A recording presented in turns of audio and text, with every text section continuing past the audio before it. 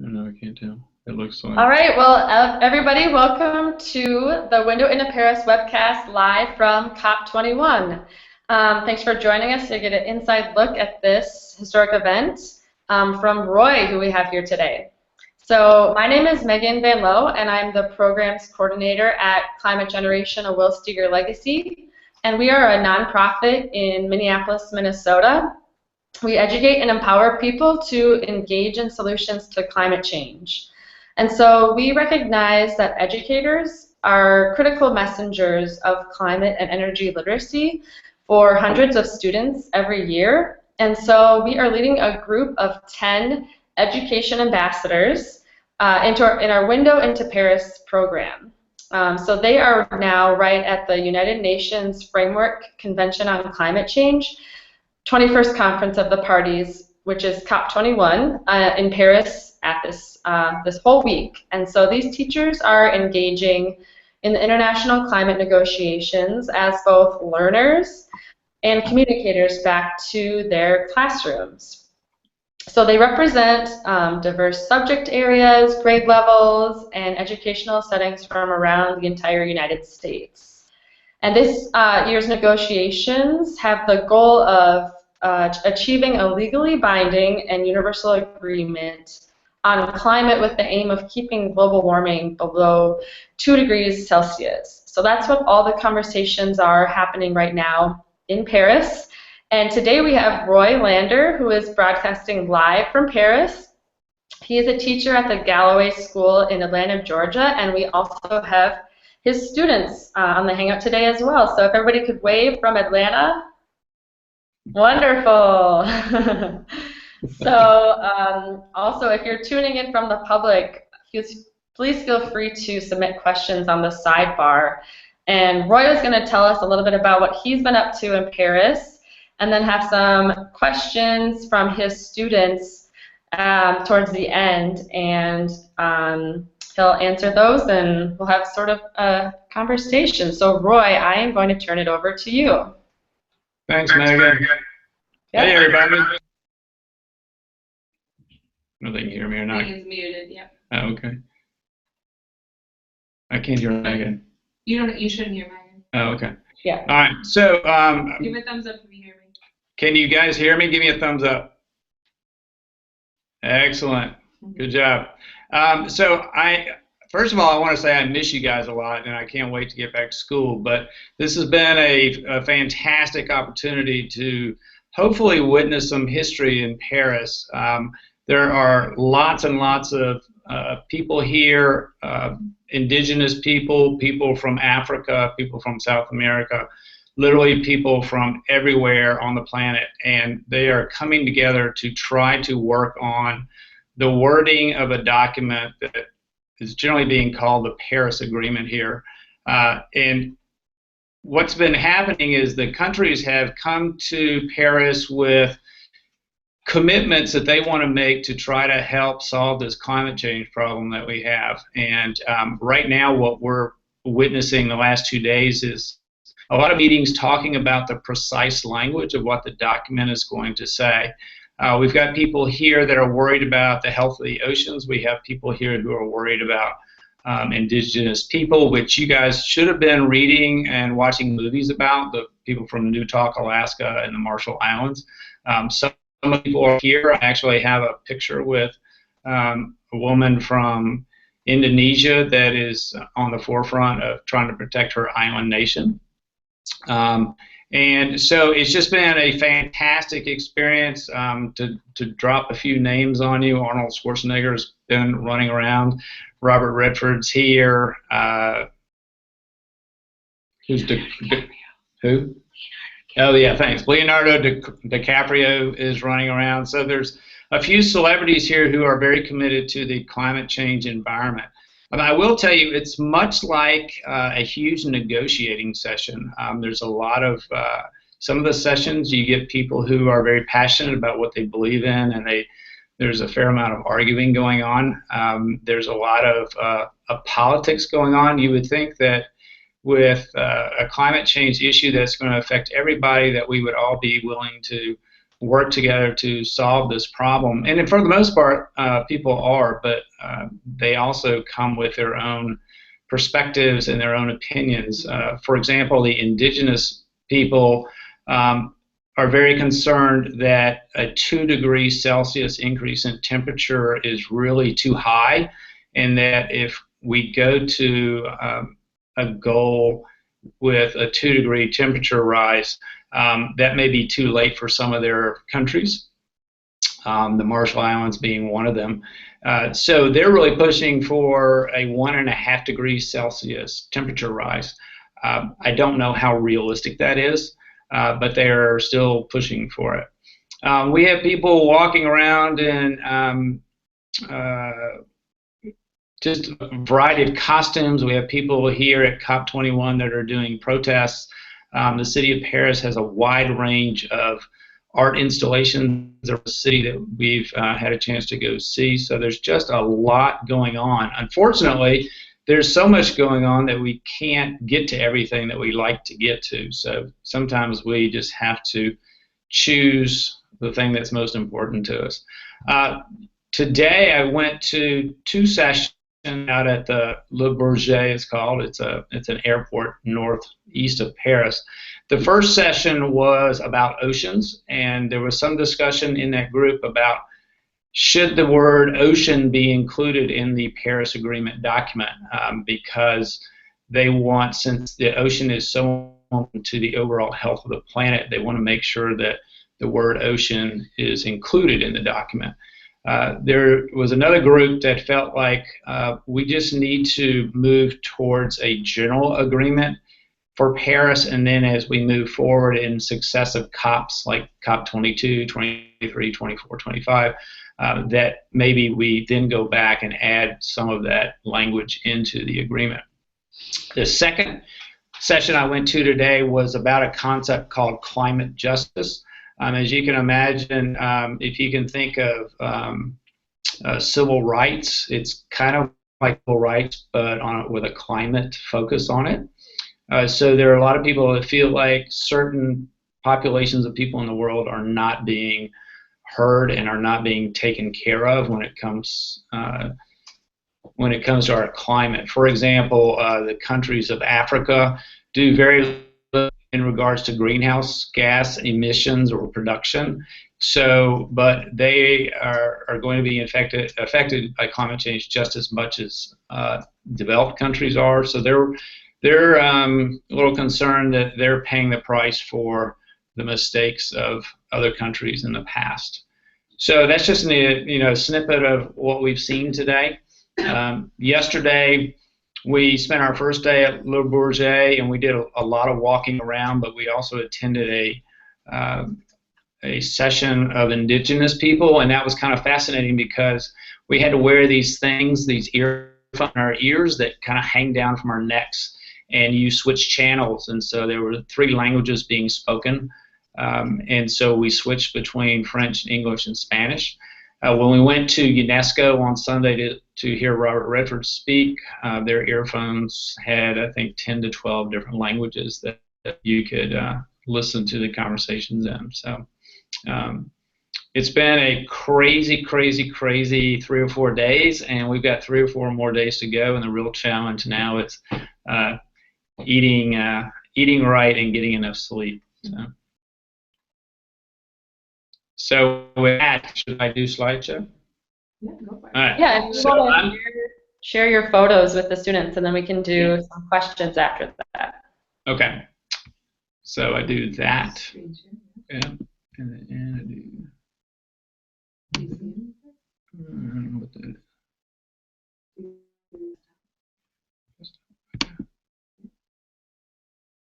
Start screen share. All right, so I'm gonna so that you got to get a sense of what's going on here. This is a windmill that is on the Champs-Élysées. Part of the proceedings here, they have art all over Paris, which is apropos because we have so many museums here. This came out a little strange. I don't know why it's so, with streaks of color in it, but it does have a cool effect to it. that's a windmill that's in a traffic circle on the Champs-Élysées, and you can't see it, but there's some giant solar panels next to it. So kind of a cool effect there. Notice that it's probably about 30 feet high, and the windmill and the solar panels were being used to light the lights on the Champs-Élysées. So it was all lit up. The next picture was a cool Paris shot. This was actually in the Republic area, which is near where the bombings happened. This sentence says, "Paris, I love you," in French, and it has the blue, white, and red colors of the French flag. I'm not a big graffiti fan, but I thought this was pretty cool. So some of the educational ambassadors took time on Saturday to go see one of the memorials, and this is one of the scenes that we passed down in that area. This next picture is a lot kind of fun. I don't know how well you guys can see that, but this is one of the penguins that's been walking around the Le Bourget. They go around and sing songs and that kind of thing, and they are promoting the idea that climate change is impacting some of the animals on our planet that you and I in class have talked about already. One of the other things we do here is we are ambassadors, so we go around and talk to individuals, and for some people that's a natural skill, and for others it's not. But we do have a shuttle that we ride from the train stations, and these are two people that I was talking to yesterday. The man on the left is from Vietnam, and the woman on the right is from Malaysia. And they both kind of have the same story. Rising sea levels are impacting their countries. The Vietnam situation is rising sea levels are affecting their rice paddies, which is one of their main food sources. And the woman on the right, one of the problems down in Asia is palm oil production. What's happening is the companies go in and buy tracts of land on these Asian islands, and they cut down the rainforests. And as you learned in the gray area in our discussions before I left, cutting down forests can increase runoff into streams and stuff. And the situation there is so bad that she showed me a picture on the bus, and I wish I'd had her email it to me, but I didn't. She had gotten an email about a fish kill on the beaches in Malaysia, and they don't know what's causing it, but it reminded me of our talks in the gray area about the fish kill. So what's happening is the soil is eroding into the lakes and rivers, and it's polluting the rivers and causing fish kills, and it's also dangerous for water supply. So they are really having trouble getting fresh water. They're now starting to have to buy their water, which has never been done before. So that was a very interesting conversation to have. This next picture is to just prove that yes, we do actually have to work. This is our first day here. The woman on the left is Laura. She is from St. Paul, Minnesota, and she teaches high school in a project-based learning environment, which is kind of similar to what we do. And so we were getting started on working there, and that's our hostel where we're staying. It's a very nice hostel. And that's not the last picture. I'll come back to that one. All right, and the other one thing that I saw today out of the Le Bourget was a protest going on, and here they're not actually called protests, they're called actions. And the actions have to be approved, so you're not going to see people jumping up and down and acting crazy and throwing stuff and causing a huge disturbance. They typically are pretty silent protests.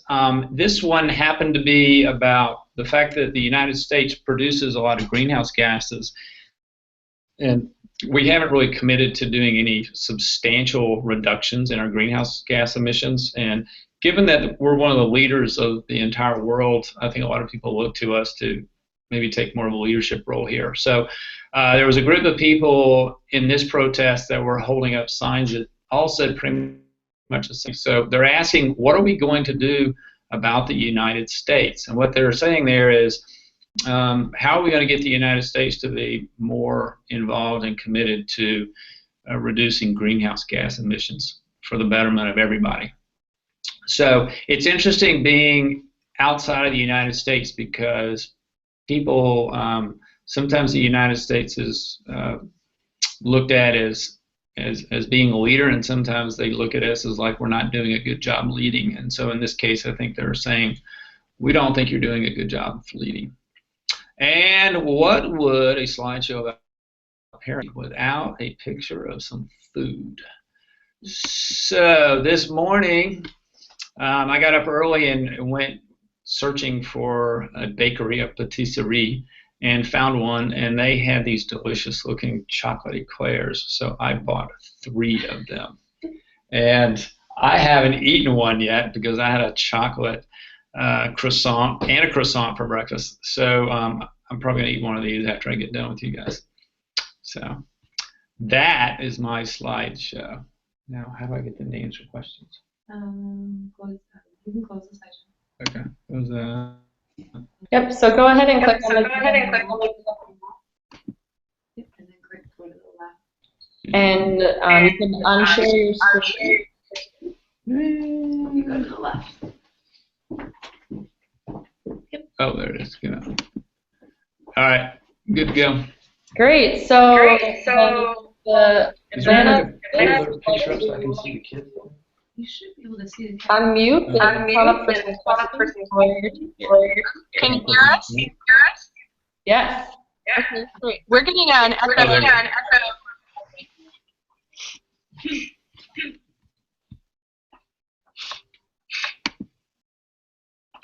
Can you hear us, Roy? Yeah, I can hear you. So whenever you're ready to take questions, they're excited to ask.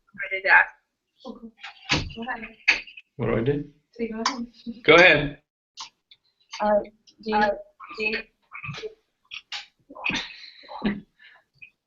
Hey, Mr. Lane. Hey, Dean. How are you?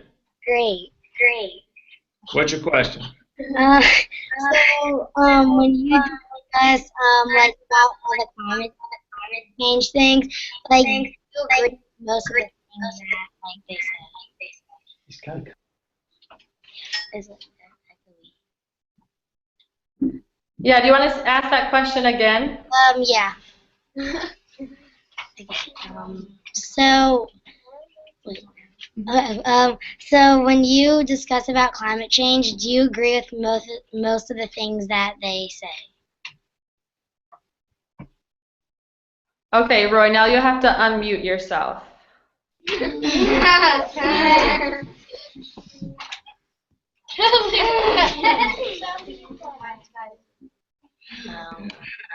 All right. Can you hear me? Yeah. Okay, that's a good question. No, I don't agree with a lot of it. One of the things that I'm writing about in my blog today is that we have to be patient when we're talking about coming up with an agreement that everybody can work with. Some of where we're stuck is a lot of the exact wording of how things are going, and that takes time. And it's really can be kind of frustrating that we are trying to write a document that everybody can agree with, but is worded the right way. So right now I'm frustrated by the slowness in the wording process. So It feels faster.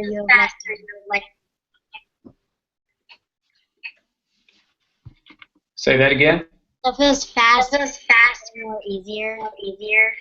Yeah. All right. Next question. Bye. Bye. Okay. Hi, Z's. Hi, Sophie. How are you? Good. Good. What's your question? So, when you went to the conference, you saw like all these different people talk from all these different places. Did you get to talk? I can choose to talk. Sometimes, to be honest, sometimes when I go to a meeting, they're talking about things that I'm not familiar with, and I really go to listen. I will tell you a story I went to when I was at the ocean session today. one of the fellow ambassadors really desperately wanted to talk, and she kind of went back and forth. Should I say something? Should I not say something? Should I say something? Should I not say something? Then she said, will you like pretend you don't know me if I say something?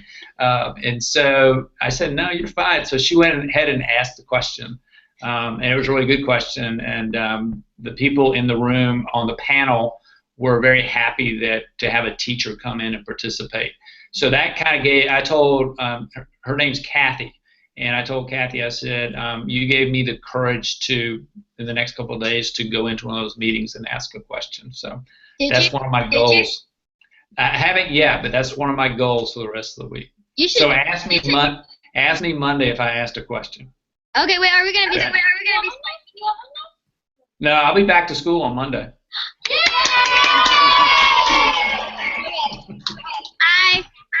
Next question. Hi. Hello. How are you, Alice? I'm good. Good. Did they come up with solutions yet? Oh, shit. You're muted, I think.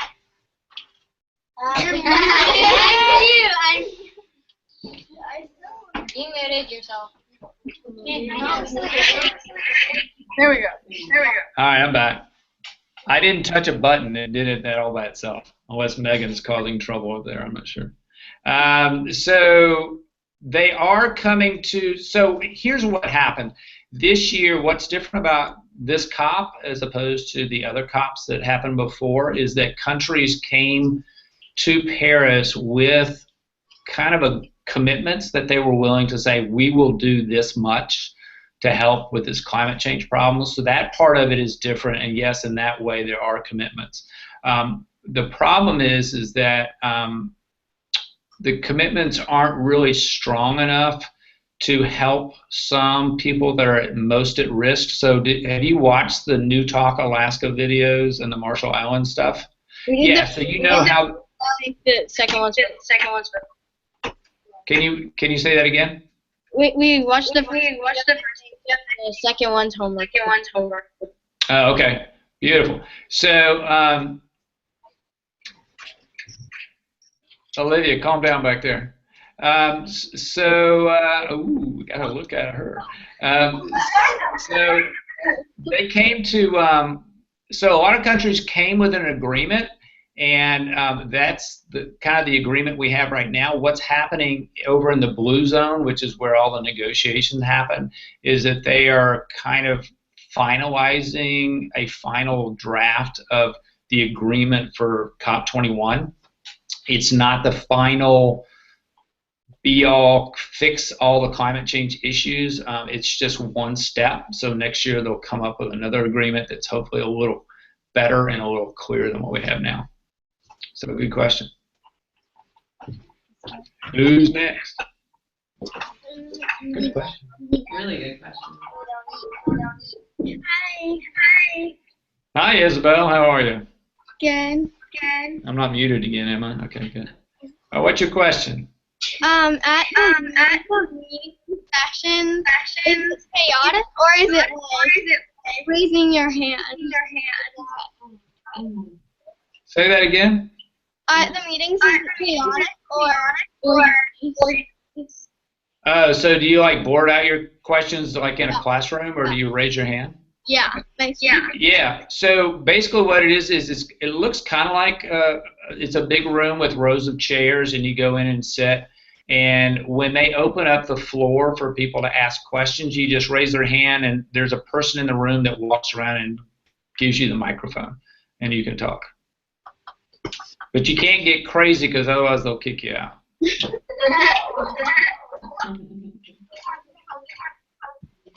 Who's next? Is that Mr. Duncan? Hello, Shane. Hey, what do you think? The problem is buzzing? Can you say it again? What do you think the big climate change? The biggest problem that climate change causes? Oh, well, from from my experience here at COP21, the biggest problem is, to me, a human problem. And what I mean by that is how it's affecting other human beings on the planet. So to think that islands that people live on could be underwater in the not too distant future and lose their homeland is very sad to me. So I was talking to a woman who said that that her family members were having to move, and they had to move so far away that they didn't get to eat the foods that they like to eat. So I know this is kind of hard, but can you imagine being forced to move somewhere where you could not eat pizza, French fries, hamburgers, and any of those other things you like to eat?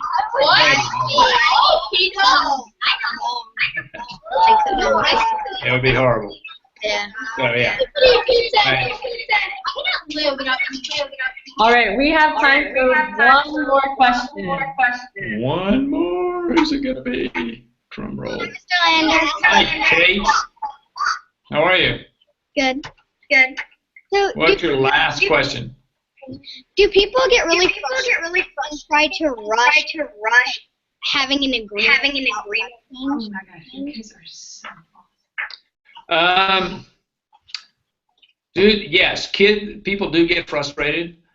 We have. It was funny. When we were in the second meeting today, in the next room over, apparently there was something very exciting going on because there was a lot of yelling going on.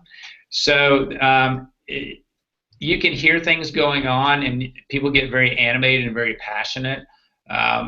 So we've seen people crying, we've heard yelling, we've heard pounding on desks and things of that sort. So yes, when people are worried about the future of their children, and they're worried about the future of the homes and the food they eat and the water that they drink, they get very passionate about it, and they have very strong feelings. So great question. Great. So thank you so much for Mr. Landers joining us today, and for Mr. Landers sharing all the stuff he's doing.